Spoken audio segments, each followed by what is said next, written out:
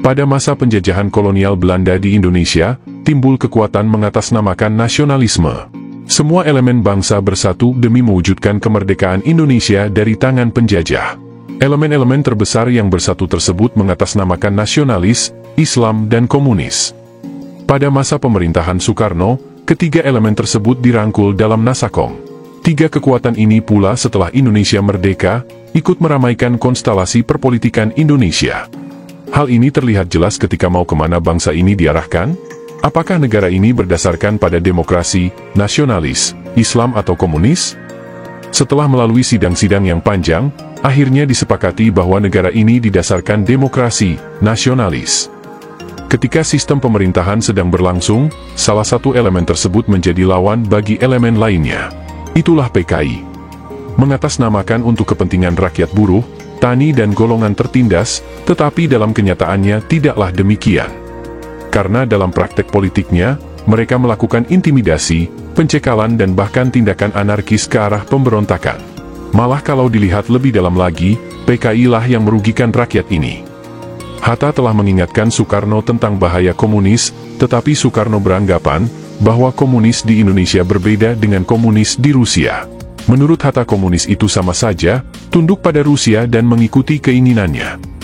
Hatta juga mengingatkan kembali tentang kontraknya dengan komunis, setelah gagalnya pemberontakan komunis tahun 1926, yang menyebabkan dipanggilnya Semaun ke Rusia. Karena prinsip komunis yang tidak boleh menundukkan diri kepada yang bukan komunis, menyebabkan Semaun dipecat dari Komintern. Gerakan komunis yang terselubung sebagai nasionalis, mempunyai tujuan menegakkan komunis sedunia lewat revolusi sedunia. Bung Hatta mempunyai beberapa alasan untuk tidak setuju dan menentang gerakan komunis itu.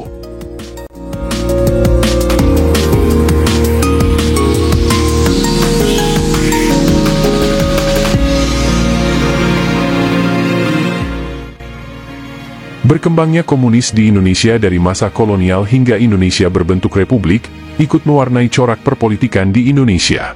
Tiga kekuatan politik yang mewarnai perpolitikan Indonesia terdiri dari nasionalis, Islam, dan komunis.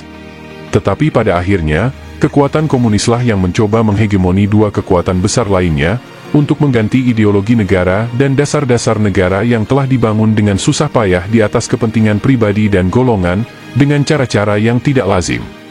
Dukungan komunis internasional pun ikut andil dalam menegakkan komunis di Indonesia, yang nyata-nyata mempunyai kepentingan tersendiri, seperti Rusia dan RRC.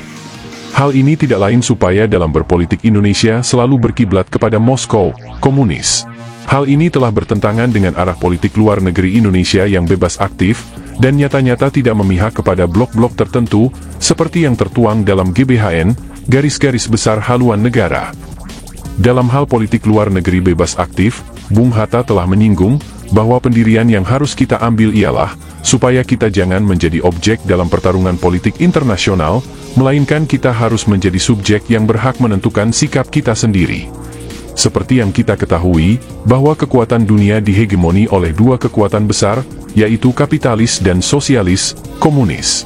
Gerakan komunis yang terselubung sebagai nasionalis, mempunyai tujuan menegakkan komunis sedunia lewat revolusi sedunia. Bung Hatta mempunyai beberapa alasan untuk tidak setuju dan menentang gerakan komunis itu, antara lain.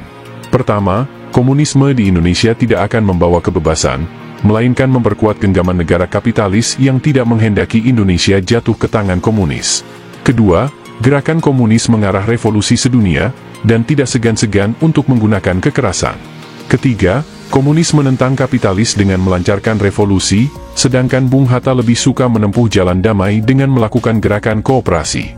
Keempat, komunis berjuang berdasarkan teori perjuangan kelas, suatu strategi yang mengancam kesatuan dan persatuan bangsa Indonesia. Sedangkan kesalahan-kesalahan para pemimpin Indonesia pada waktu itu, yang menyebabkan komunis berkembang di Indonesia, menurut analisa Bung Hatta, disebabkan oleh beberapa faktor, yaitu diantaranya.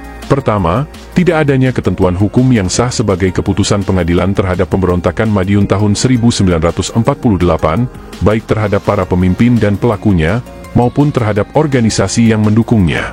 Kedua, Terlalu cepatnya bangsa ini meninggalkan sistem pemerintahan presidentil dan beralih kepada sistem parlementer setelah pengakuan kedaulatan Indonesia secara de jure oleh Belanda pada tanggal 27 Desember 1949. Sedangkan untuk masa peralihan dan pembangunan masih diperlukan suatu pemerintahan yang kuat, stabil dan berwibawa. Ketiga, sikap kepala negara yang berubah, dari semula yang pada awalnya menentang komunis tetapi pada kelanjutannya malah merangkul komunis, dengan anggapan bahwa komunis Indonesia itu berbeda dan tidak akan membahayakan. Padahal seperti yang kita ketahui, bahwa seorang komunis tidak boleh tunduk kepada orang yang bukan komunis. Keempat, dengan sistem parlementer dan UUD 1950, makin nampak perebutan pengaruh oleh partai-partai yang muncul menjadi seorang partijman, orang partai, dibandingkan seorang stateman, negarawan. Karena yang diperlukan negara adalah seorang stateman bukan partijman, dan hal ini dipergunakan sebaik-baiknya oleh PKI untuk melakukan politik pecah belah partai dan mengadu domba. Keenam, pecahnya golongan agama dan nasional. Demikian pula perpecahan-perpecahan di dalam tubuh golongan agama dan di dalam tubuh golongan nasionalis itu sendiri. Kepintaran PKI dalam merebut hati pimpinan PNI di pusat, dan mengadu domba dan mengintimidasi PNI yang berada di daerah. Ketujuh, kepintaran PKI mendukung dan memanfaatkan situasi secara penuh aksi Trikora dan Dwikora, dan menyokong poros Jakarta Hanoi Peking Pyongyang disertai Nasakom. Kedelapan, pemerintah lebih mendahulukan politik dan menelantarkan ekonomi. Kemerosotan ekonomi merupakan ladang empuk bagi PKI untuk melebarkan sayapnya. Karena faktor kemiskinan merupakan faktor untuk membangkitkan timbulnya pemberontakan. Kesembilan, dengan ide-ide Nasakom, PKI memaksanakan diri atas pembentukan apapun di bawah sampai ke desa, di mana untuk PKI harus disediakan tempat dalam struktur politik dan kehidupan sosial. Kesepuluh, ditumpasnya pemberontakan PRRI Permesta yang tidak setuju dengan adanya konsepsi kuda berkaki empat. Karena pada masa PRRI, PKI ditumpas habis, dan setelah pemberontakan PRRI ditumpas, PKI kembali muncul di Sumatera Barat.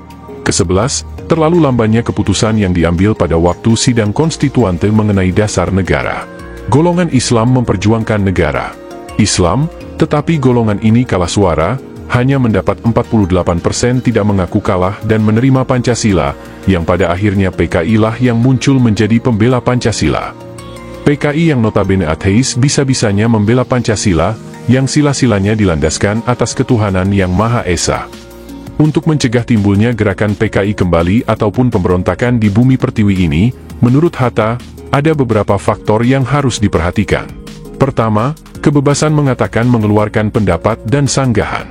Kedua, agar dalam proses membuka ekonomi bagi lalu lintas dagang dan investasi dunia luar, agar jangan sampai orang luar menunjukkan tanda dominasi yang mencolok. Ketiga, dalam bidang pendidikan, perlu ditanamkan betul pengertian Pancasila sebagai dasar negara, dan pentingnya pengamalan Pancasila dalam kehidupan sehari-hari.